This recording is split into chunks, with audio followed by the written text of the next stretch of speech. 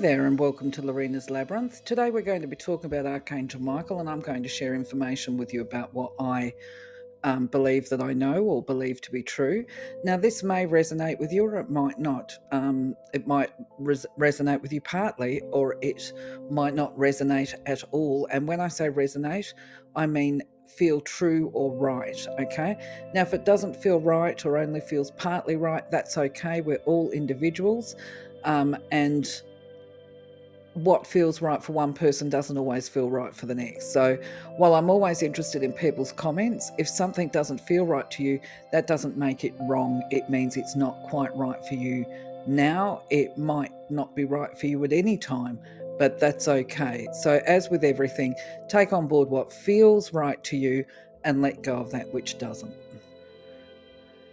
So as we can see by this angelic hierarchy graphic, Archangel Michael is one of the great archangels. He is associated with protection as his primary role, and he is associated with the color of sapphire blue. Now, you don't see this on this graphic, but just an outline here, because I think I forgot to put it in the other content, is he is not limited and restricted to the sapphire blue.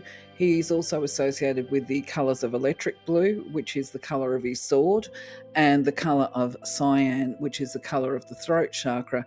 And then he actually does work with the base chakra, and that chakra is red in colour, and it governs the will to survive and so forth. And of course, we're going to talk about how Archangel Michael works and his healing powers over the next slides. So Archangel Michael is a warrior angel, of course. He's the prince of the realm, and he sits at the right-hand side of the creator, basically. From a protection perspective, he's considered to be a commander-in-chief, and he oversees leagues of warrior angels. He has a twin flame, Faith, who is his feminine counterpart. Obviously, to be clear, the images that I create are basically the best that I can do with artificial intelligence. I hope you like them. I'm not quite sure. I'm not convinced that they're true to form, actually. It's certainly not the way I've ever experienced either of them, but I love the images, and they do convey this strength and power, and they've got the blues to them. Anyway, his primary role is to preserve your spiritual destiny. And when you do connect with him, you will feel this love that is so intense, it's actually beyond your wildest imaginations. I know it's hard to believe until you actually experience it, but it's worth knowing that he is there patiently watching over you throughout all of your lifetimes. Now, his energy is associated with a couple of different shades of blue, but most people will attach it to this electric blue colour that we've got in both the slides for him and Christine. Sorry, I'm moving around on my chair. And it's often referred to as the blue flame, because it literally sears away all the self-imposed limitations and obstacles that stand between us, you and me, and divine love. And this is, I suppose, the best way to explain the tool of liberation. Not only that, the blue flame actually reignites passion and love for the creator, and this is all part of consuming all the limitations and obstacles. Now, as a great prince of the realm, he has an extensive territory, or if we want to convert this over to ease of language, understandability, his place of work, or for those people who are aware, sorry, I had to pause for a moment and sort something out. Anyway, so for those people who are not aware, the real kingdom that he works within is not necessarily the earth plane. I mean, it is. Everything is complex and layered, but he addresses and transmutes the energy that lies within each of us individually, and transmutes anything that is less than love and negative into positive, both within and without, right? And he does this by opening the channels to peace, love, and beauty. There are some people, just so that you're aware, who believe that Michael actually has the authority of determining whether or not a person has completed the requirements to be liberated from further physical earthly rebirths, or reincarnation, if we want to call it that, that there is a cycle, and that basically we all come here to experience so much as part of the divine plan, and at the end of it they credit with Michael with this assessing power to turn around and say, well, actually that person has completed 75% of their tasks and they need to go back and do another 25%. I am neither here nor there on that, because I actually don't necessarily believe it's down to one person. My understanding is that everybody's involved in the process at a soul level, but that's just a bit out there. We're talking now about my personal beliefs. But certainly he is probably up there. Well, there's no probably about it. If you're into the Bible, or just even into spirituality and angels, he is probably one of the most, if not the most powerful angels that we can connect with as earthly human beings. So just a reminder, there are millions of angels in the universe, and there is more than one archangel and more than the 7 that actually I'll be talking to, but these are the primary ones we as humans work with. I'll talk to the other ones if I get time as time goes by. So I just wanted to make mention here that when I finished that last slide, I made the comment that I would speak to the angels as they presented, meaning delivery of the videos. And I just realised there's a lot of room there for misunderstanding just with my use of words about my intention and what I meant by that. So what I mean by that is, when I am doing the videos, this might be an Australian saying, I'm not sure, but when we say I'll talk to this, right, I'm talking to the subject and the content. I'm not making claims that I can just pick up the telephone and call the angels at my convenience.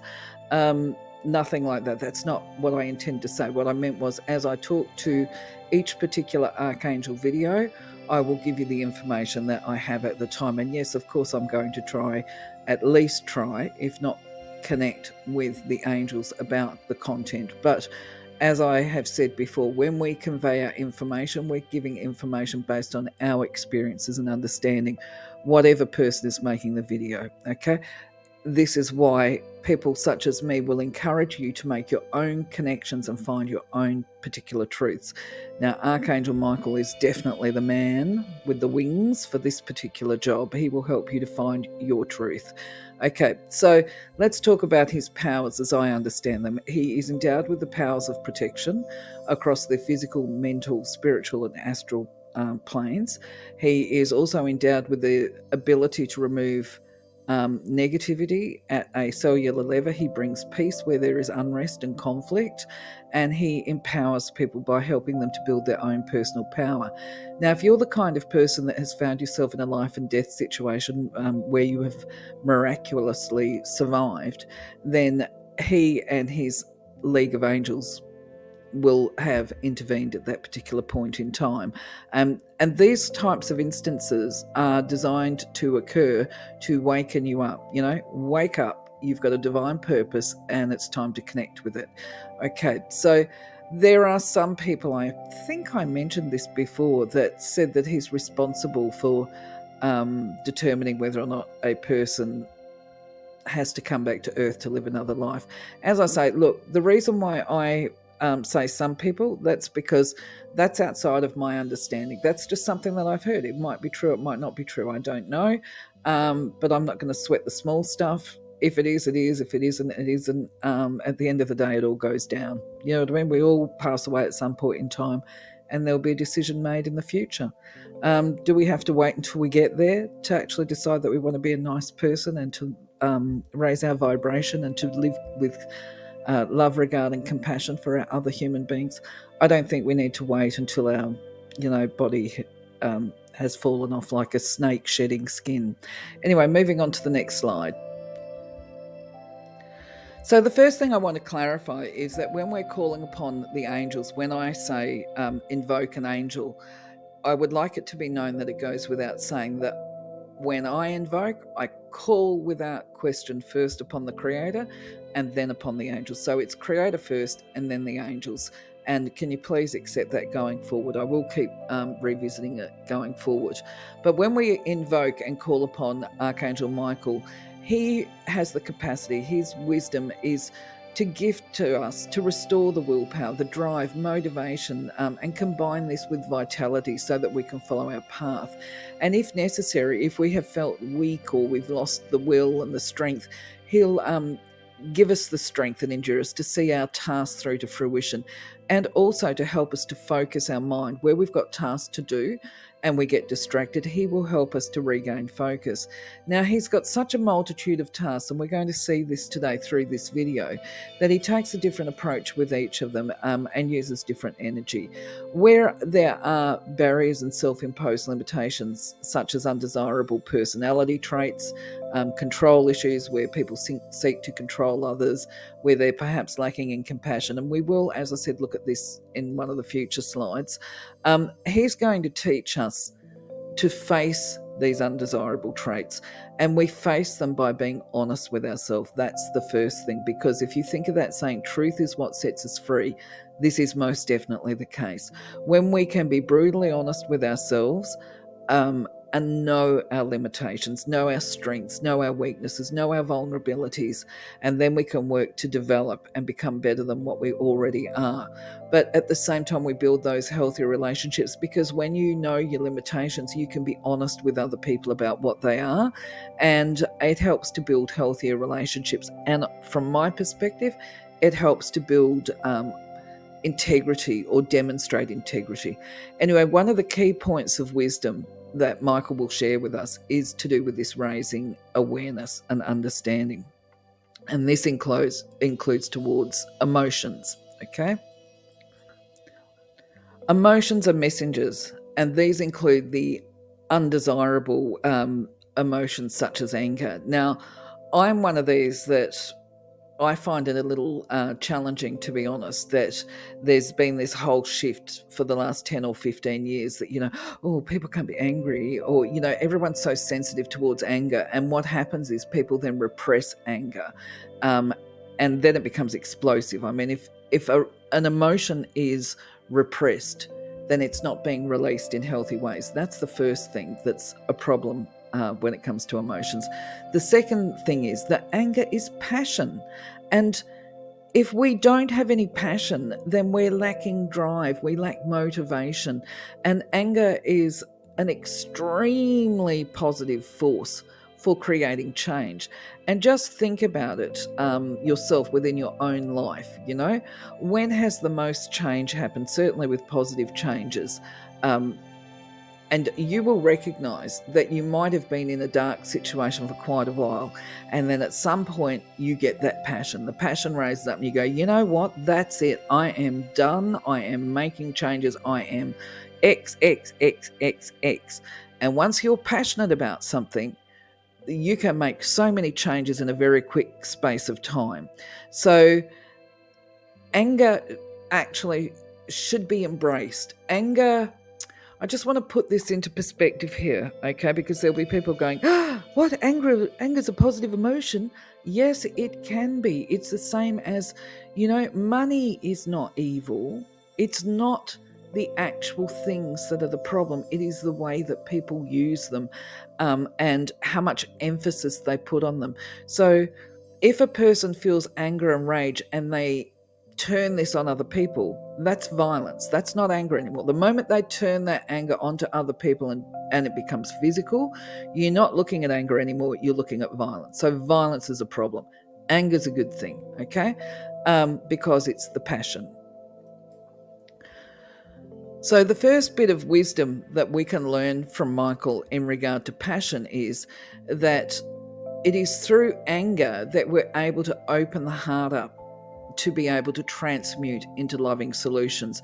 So when you start to get angry, you would be encouraged to feel that anger to the core, right?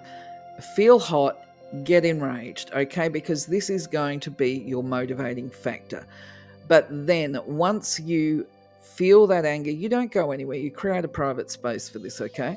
You allow that anger to sit with you. You feel enraged, and then you hand it over. You put it out to the universe.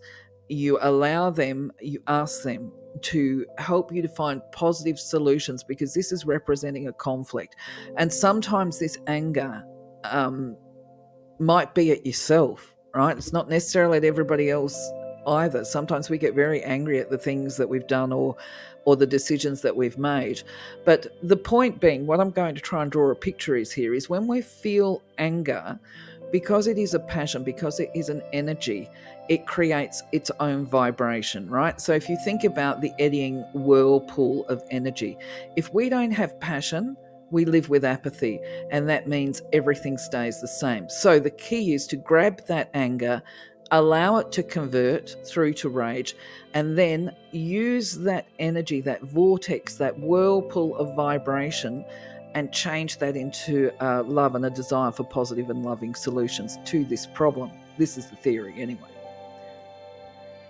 I say theory, I say this is my beliefs. Okay, once you have allowed the solutions to come to you, and because this becomes an entire process of transmuting karma as well. So the idea is that the more anger that you can allow yourself to feel in healthy ways, converting this anger into positive solutions, the lighter your own aura becomes. And also the more you release the anger, the more quickly it because we all experience daily irritations or whatever. Well, the irritations, you deal with the irritations day by day, and each of them becomes a step, a small self, or a small step into the eternal self is where I'm going.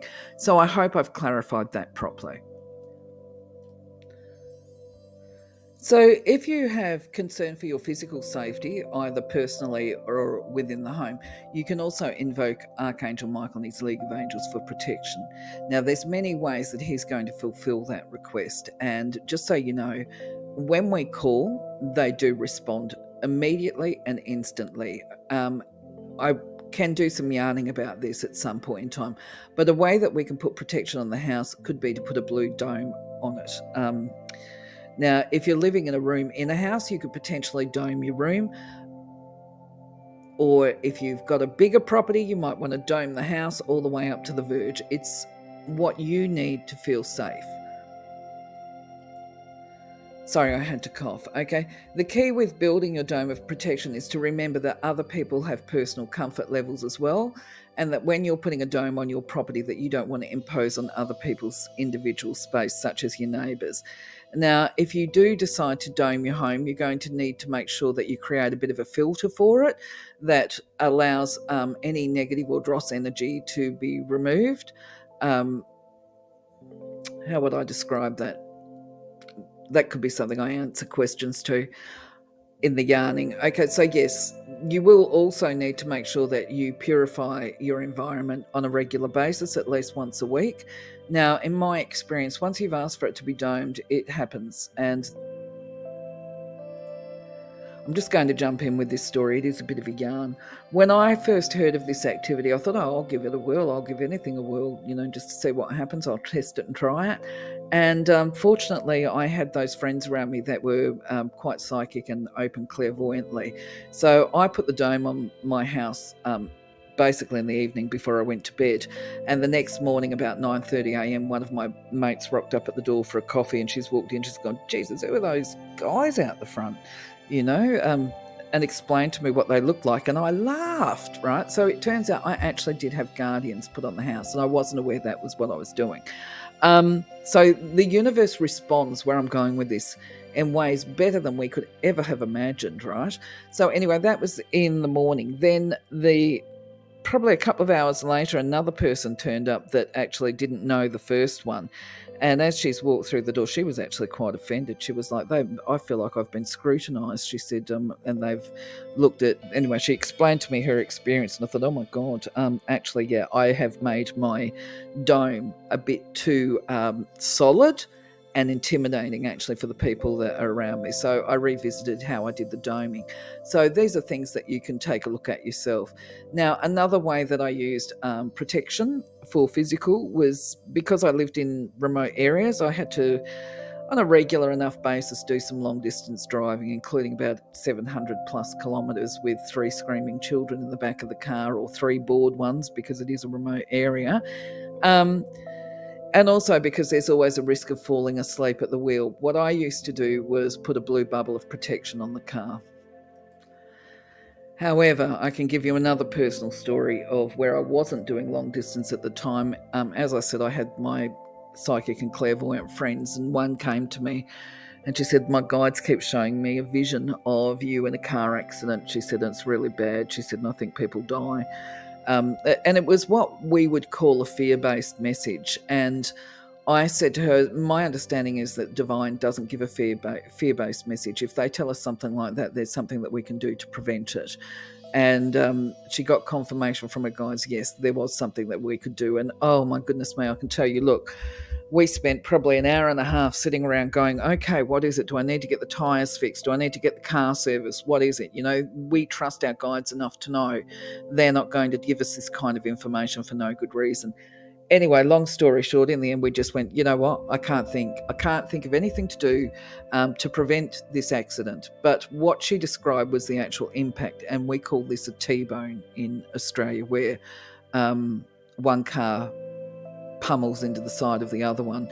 Anyway, so yeah, I was the driver at fault in the vision that she was seeing. So bottom line, after much unpacking and stressing and all the rest of it, we said, you know what, I'm so done with this. What I'm going to do is put the car into a blue bubble and so be it, right? There's nothing more I can do, apparently. So I put the car in a blue bubble. Guess what, folks? Within 24 hours, the accident happened. It didn't end up being a T-bone. It was a near miss, and it was by millimeters. I was distracted. I was speeding in a residential area. Something had happened, so I was actually very angry. I had my angry goggles on, and at the last minute, I saw this car pulling out, and there was nothing I could do. I slammed the brakes on, it was like putting my foot to the floor, as they say, but trying to put the skids on, as we say, and literally I skidded. The brakes were in, and the car just went into this full-blown slide that I could not redirect it. I was stuck, okay?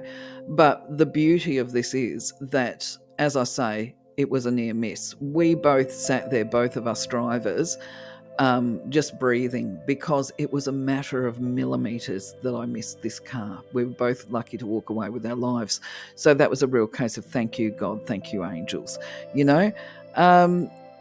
Yeah, I think that's probably all that I can add to this, except that you can also, if you're flying on a plane, you can wrap the plane into a blue light, into a blue bubble as well. You can be as creative as you like with this, okay? And once you connect with your own guides and that kind of stuff, it's going to be more clear to you.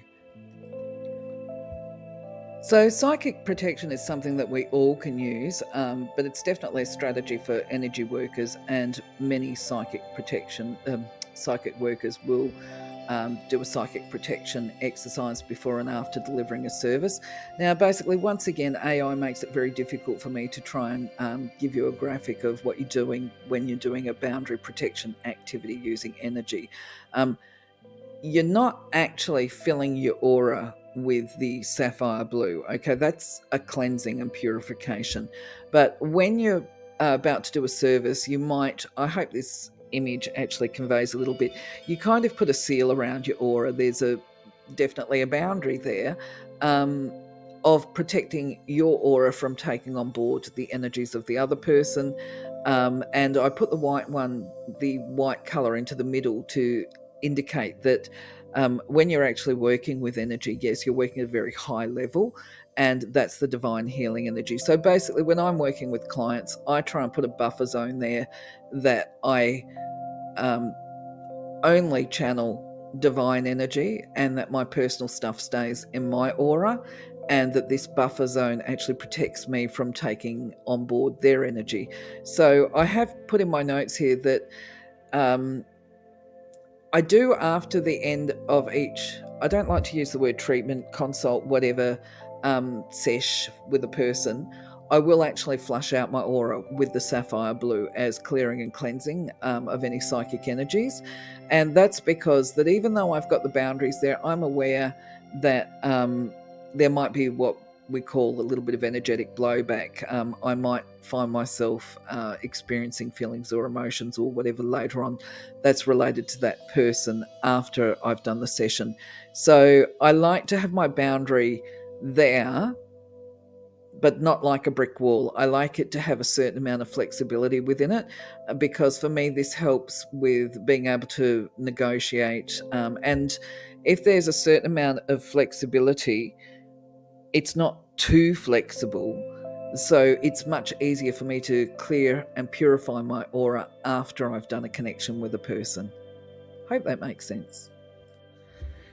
So, for those people who have been experiencing heightened grief, distress, stress, where the nerves are on edge and that kind of stuff, they're actually fear based emotions. And in these instances, we can call upon Archangel Michael and request that he enfolds us in his protective cloak of blue or in his wings. And this is definitely something that you can do as an additional mechanism when you're in a very frightening situation. And you can also do it, you can call for a friend as well if you know that they're um, in a distressing situation as well. Just remember, if you're going to call for a friend or whatever, to put that little disclaimer in there of under grace and in the divine way, just to make sure that you don't create any negative karma for yourself. And just for the record, I do want to make mention of this image of this really buff looking Archangel Michael. This is not my experience or how I perceive him to look, but I am aware there was a lady I knew many years ago. For her impressions of him was probably not that different to what we see here. She described him as she saw him in her vision. For me, totally different, but when you're making images with AI, sometimes it can be challenging. If you want to put a strong, manly, masculine prompt in there, this is kind of what you get. But anyway, I like the image.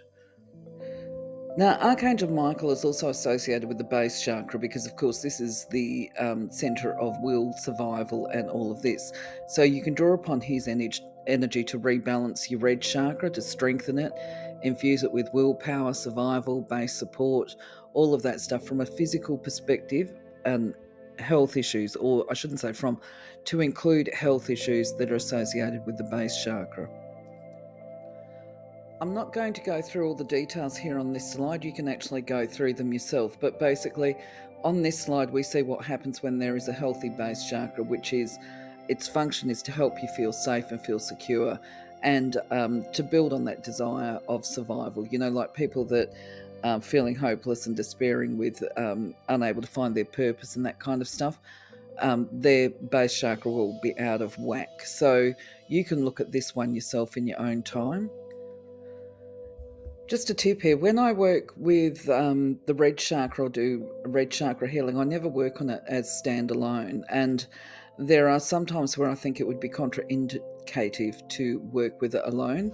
And this is particularly if people have been in violent situations or are aggressive, or if they've been living with addiction and stuff like that, because obviously it is out of whack. But in those instances, I understand that we have to try and work on the thoughts first before we work on the will, because actually I know what it is. The red chakra is probably, when we say dysfunctional in those instances, it's probably overactive. So if you were to pour red into it, you're just going to fuel fire. What I would be inclined to do if I knew somebody with those kind of issues is actually hand the power over, if you know what I mean. I would just act as the vessel or invoke for the healing to occur and leave it to the divine to ensure that the person gets the right healing for the right chakra at the right time. On this slide, you can get some insight into what's happening when the red chakra is out of balance or out of whack, and how that's going to impact across the mind, body, spirit elements of self. Now, the other thing too, just to be aware of, is I said before that I wouldn't be directing red to the base chakra. Well, that's quite true. But I also don't work standalone with chakras. I work with them all as a system, because I understand that, the same as any mechanism, if one aspect is out of whack, it's going to actually have that influence onto the other ones.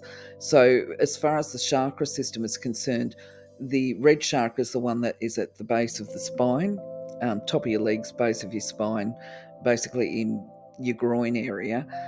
And this is the building block. So I wanted to use this reminder here that you're not going to start building a house, building it from the roof down. It's very tempting. People like to do that. But the bottom line is that actually we start at the bottom. And in fact, we could call the bottom the grounding cords. But when we're talking about the chakra system, it's the red chakra. So you would invoke Archangel Michael to help you strengthen or rebalance and remove any negativity from your red chakra. And if you notice in here that you've got any specifics, then you might send healing into those. We're going to talk about this a little bit further or a little bit more detail in one of the future slides. But the other thing too that I want to make mention of is when we make an assumption or point fingers at other people saying that they've got control issues or they're power hungry and all the rest of it, that's not always the case. Sometimes it's just down to the way we interpret them, and that's based on our insecurities. Of course, sometimes it is the case, but as we balance the entire chakra system, we're able to make more, I can't think of the word, it's escaping me, more sound discernments, shall we say, of people's behaviour. So part of the healing process, of course, is raising levels of self-awareness, and where we begin to look more deeply and reflect on ourselves and our own behaviour, not in an obsessive way, I might add.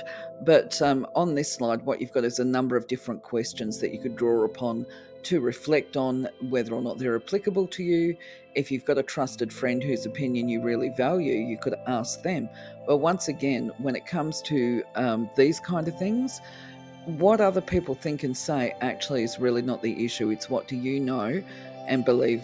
And, for instance, somebody might call you manipulative or controlling, but actually that's not correct. Okay. And prime example of this might be that it's been said to me on a few different, so I'm disclosing here.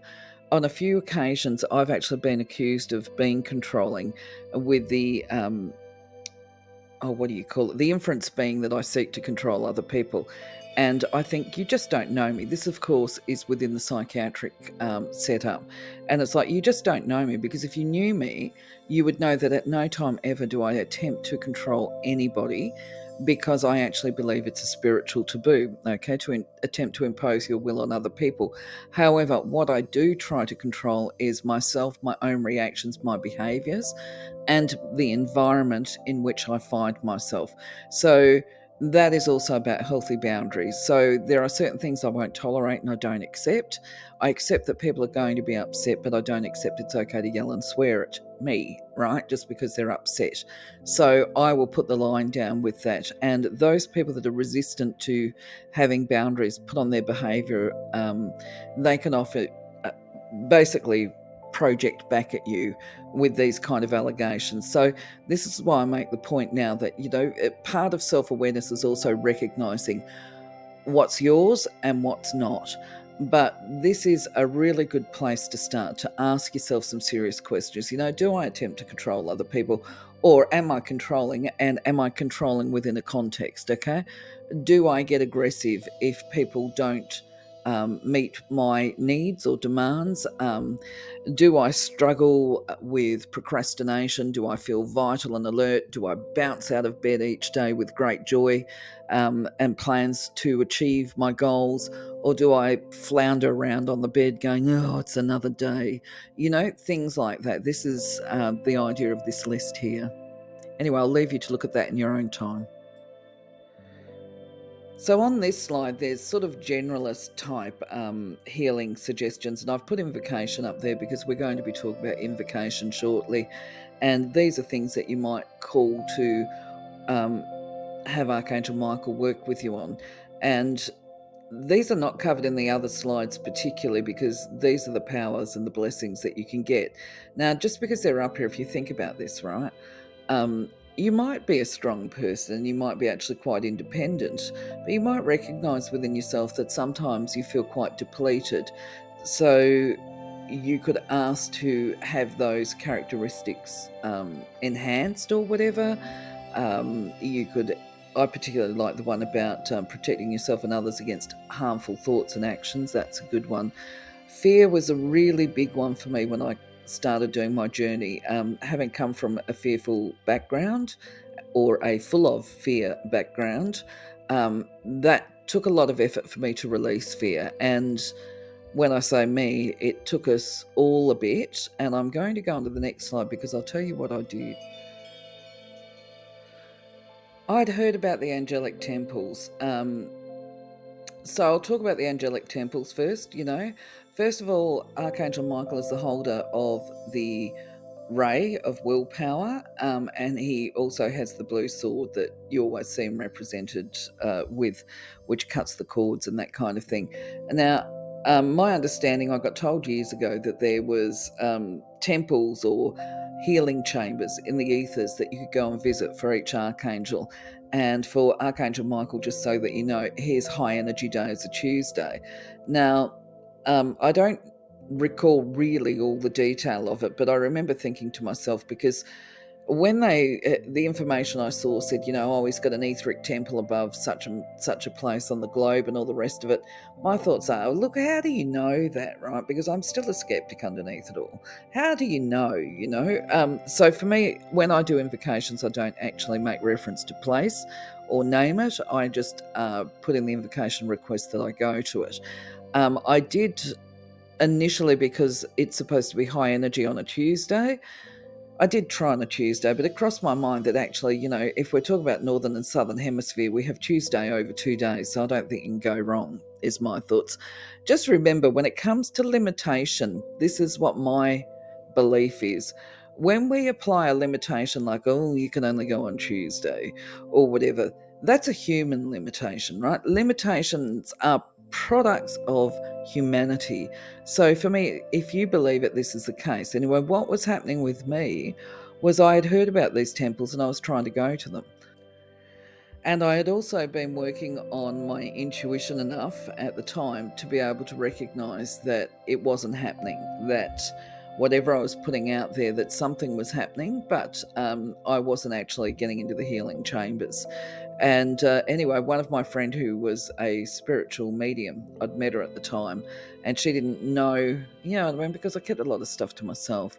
Anyway, I told her that I was getting frustrated because I was trying to do an activity of connection, and that I felt that it wasn't working. And she turned around and she said, they're showing me that you're standing in a doorway and there's a beautiful white light, she said, and you get frightened and you run away, right? And I thought, oh, really? Doesn't that read true? I thought, yeah, that'd be right, So then I realized it was my fear that was blocking me from actually achieving what I was aspiring to achieve. So then I got actually, as is pretty normal, really, I got a bit angry at myself, a bit frustrated, got a bit mouthy at my own angels and guides as well, and told them that if I consciously was aware, because remember, there's a law of non-intervention here as well, as far as they can't help us unless we ask. We have to invite them into our lives. And until that time, they're not able to. Now, or they basically just observe our lives and try and offer us support. The thing is, once we actively involve them in our lives, for instance, my understanding is that they can't force me to go through that door, even though we all know that that would have been the best thing for me. They are not permitted under spiritual law to force me through that doorway.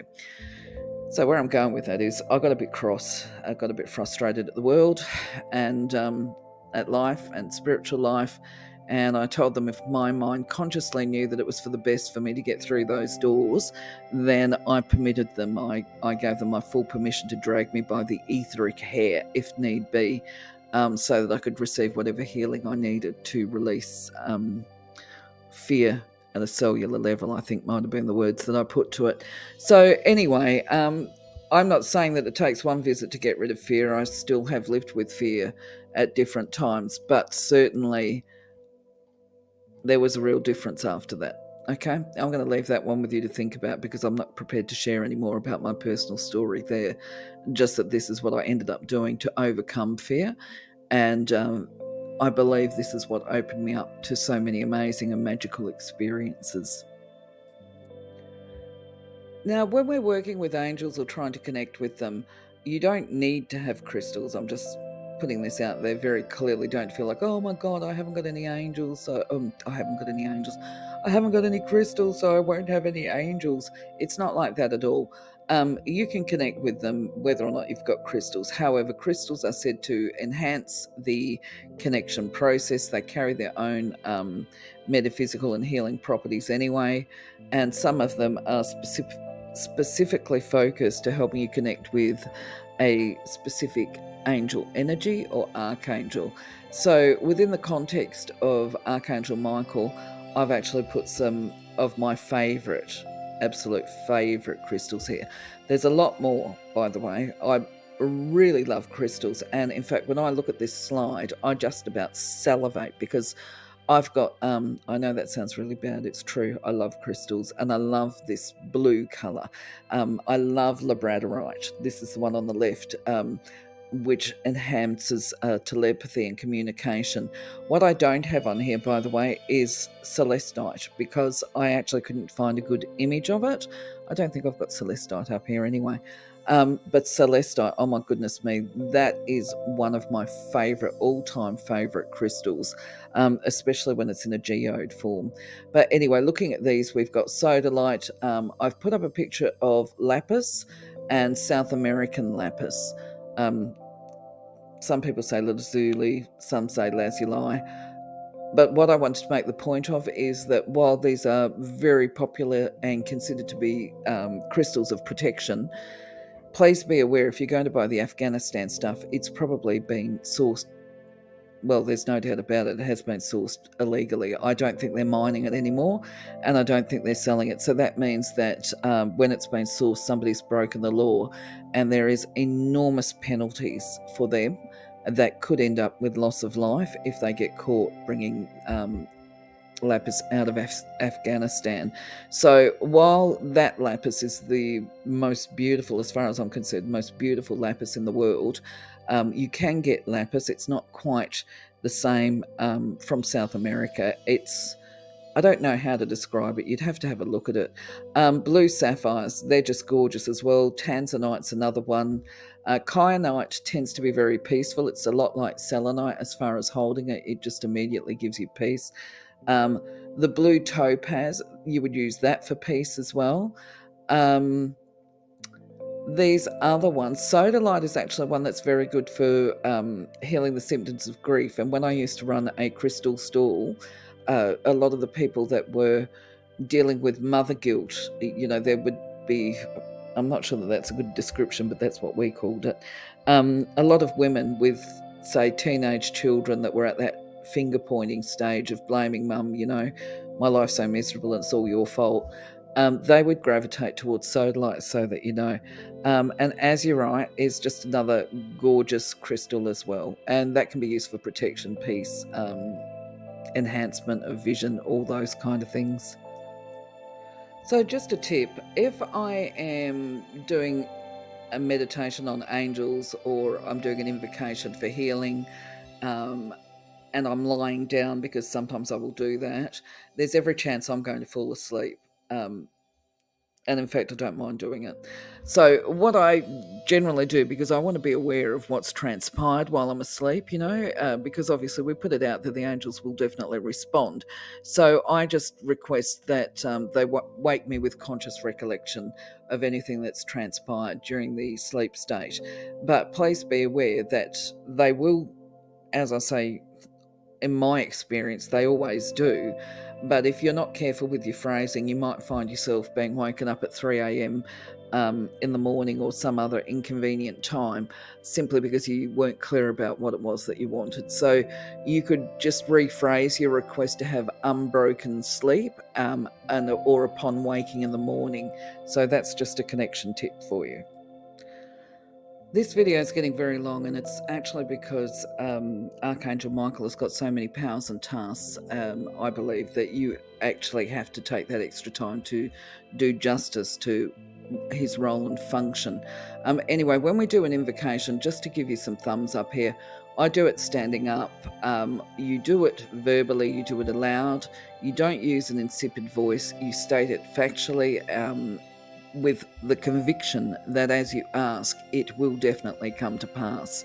Now, when I invoke, I take the stance of having my hands upright, palms upright, ready to receive. I invoke the Creator first, always, because as far as I'm concerned, the angels want it that way as well. I invoke the Creator before I call upon the Archangel or the angel that I'm trying to connect with. And if I am sending, and I think I've actually got to the stage now, it's kind of habitual that whether I'm sending to others, I think I even invoke for myself under grace and in the divine way. And this is to make sure that we're not creating any negative karma for ourselves. So, an example of how you would do it, or an example of how I do it, is I actually incorporate the power of three into it as well. So the way I tend to invoke is, Father Creator, Father Creator, Father Creator, Mother Creator, Mother Creator, Mother Creator, my angels and guides, because I always keep them in the process. I now invoke Archangel, the mighty Archangel Michael, to stand at my right-hand side. I'm not going to go through all of this. You can do it. And then upon completion, I do and I give thanks, because as I ask, I know it is. Thanks be. Okay? That's just an example. So part of the reason that we use gratitude is not just because it's respectful, actually, and I believe we should use it a lot more. It's not because the angels are sitting there going, well, she didn't say thank you, so I'm not going to worry about her in future. It's not like that at all. Okay, gratitude has a vibration to it. All thought has vibration, but the vibration of gratitude is one that helps to build the miracle, or the capacity to open up and to receive miracles. I mean, I'm pretty sure, based on my experiences, that the gratitude is received by the angels as a form of love from us as well. And the other thing too, I'm just going to make mention of this because they know, okay, so the angels and the Creator will know when we're false, okay? So when we're having a conversation with somebody else, you will all have heard it. We've all heard it at different times. Fake it till you make it. Well, that's enough to put people's hair on end, right? If you're actually talking about walking around on the earth.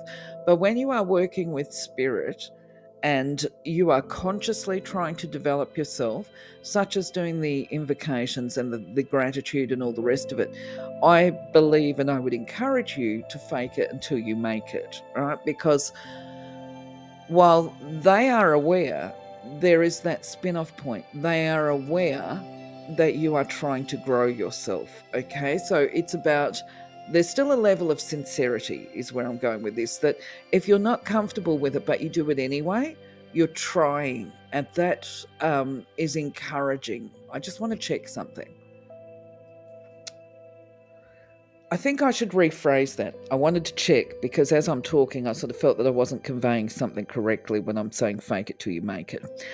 Okay, a better description, okay, because I just took that pause and centered and focused, is actually that if you feel when you first start doing this that your efforts of gratitude are a bit hollow, so you're not faking it, but it's kind of a bit insipid. You know what it's like? It takes a little while to really fully appreciate sometimes, especially if we've been in a dark place. The point being that the more you do it, the more your gratitude will grow, and the more receptive you become to their healing energy, the more you become attuned to it. So don't worry if when you first start that you sound a little bit hollow, is where I was going with this. Just do your best, try your best, okay? That would be the best advice. So, of course, the spin-off benefit of this is as we become more comfortable with interacting with angelic energy and the energy of the divine, the Creator, we then feel more comfortable doing service work for other people, sending healing requests to other people. So you can definitely do this. I'm going to let you take a look at that in your own time. But also don't forget there is this little caution up the top, either obtain consent or put in the disclaimer and ensure that the energy that you're sending doesn't interfere with anybody's divine plan and create negative karma. Okay. And you can also put an extra thing on there as well. If it's not appropriate to send to this person, I always say then please direct it to a more suitable person who is in need of the energy and open to receive, and where it is aligned with their highest good or whatever. You will work this out yourself. I just give you tips. So the only way I can think to say this, because it can get people can get so caught up with it. It's what some people refer to as paranormal. The spirits that still linger around on the earth and that kind of stuff. They're a bit lost. I don't see them as being malicious. I just see them as being lost and frightened. And in my experience, when I was first opening up to gifts, I did have a lot of them. I used to call them uninvited visitors come walking through my house and checking things out and that.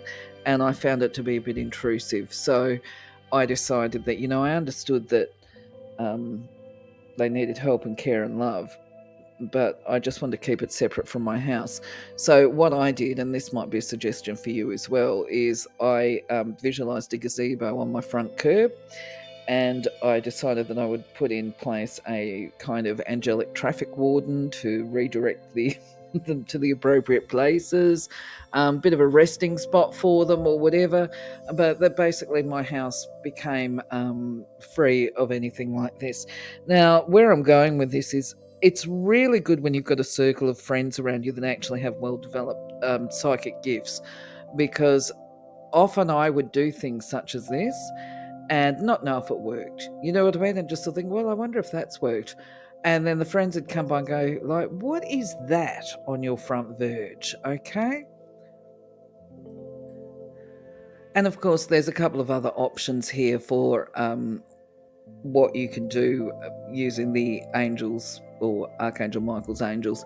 And transmutation is a great word, to transmute fear into love, especially in areas where there's current conflict. You could direct healing angels to these conflict zones that we've got at the moment, and request not only that the conflict and negative beliefs and all the rest of it are transmuted, but also you could potentially put on there something along the lines of, for a peaceful solution that is in the best interests of both parties, just throwing it out there like that.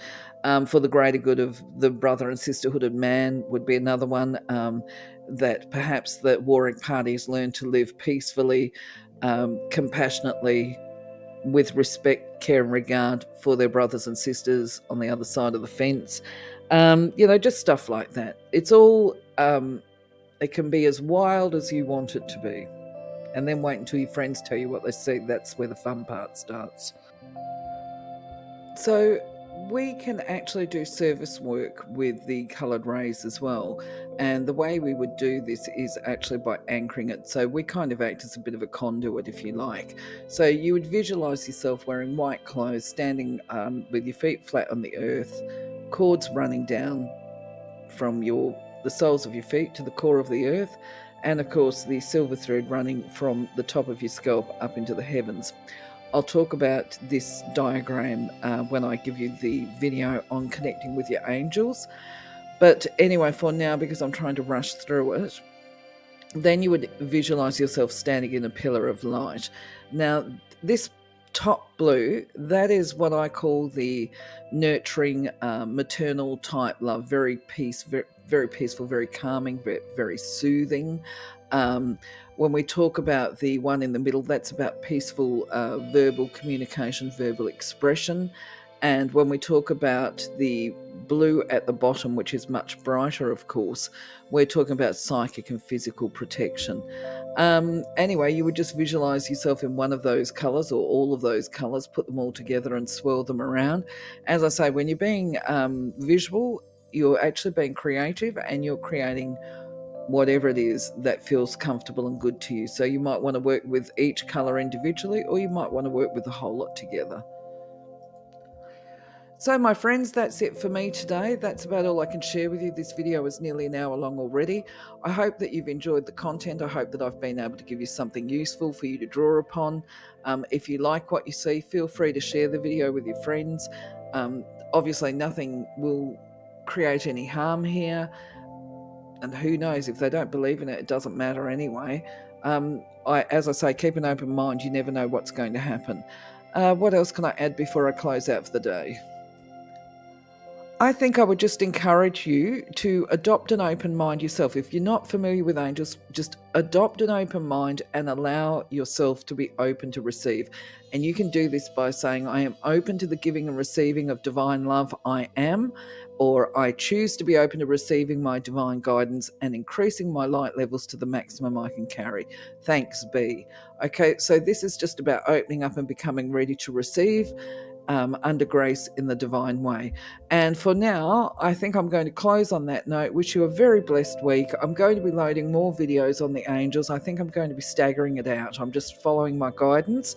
I wanted to get this one out today because today's Tuesday, and I'm taking on the fact that Archangel Michael's got a high energy Tuesday. So this way you'll be able to access this and give it a whirl. And just remember, practice makes perfect.